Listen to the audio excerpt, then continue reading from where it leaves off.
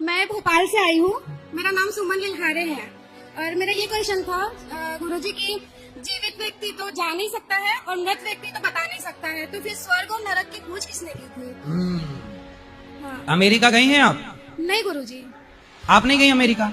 तो अमेरिका होता है कि नहीं? हाँ होता है ना। तो आप तो गई नहीं, तो हाँ, कैसे पता कि होता है? बस वही तो जानना है। बहुत सारी चीजें तो होती है लेकिन देखा नहीं, लेकिन स्वर्ग नरक तो किसी ने बनाया होगा, पता अच्छा ये नहीं बताओ, होगा। अमेरिका आप गई नहीं, लेकिन आप मानती हो कि अमेरिका है कि नहीं है? हाँ मानती हूँ ना।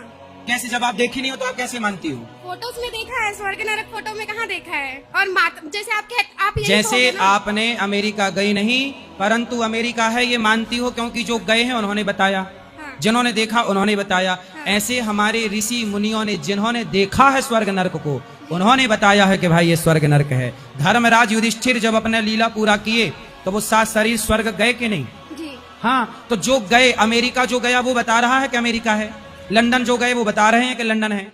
ऐसे ही जो स्वर्ग नरक गए हमारे, इसलिए हमारे वेद पुराणों में लिखा है ना? जी। और ऐसा है कि आत्माएं होती है, शरीर होता है। जब शरीर अलग होता है, आत्माएं अलग होती है। आत्मा तो कभी मर नहीं सकती है, फिर शरीर को आत्मा से अलग क्यों किया गया?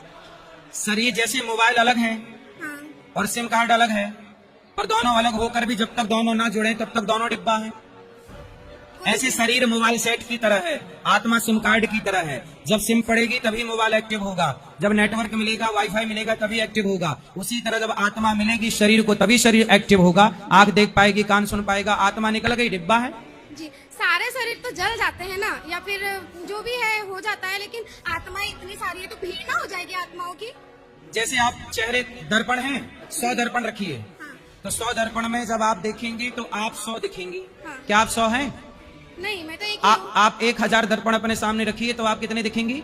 1000। लेकिन आप तो एक हैं। जैसे आप एक हैं पर आपके प्रतिबिंब बहुत हो सकते हैं, उसी तरह ईश्वर एक है। उस एक ईश्वर की परछाई, प्रतिबिंब को ही आत्मा कहते हैं।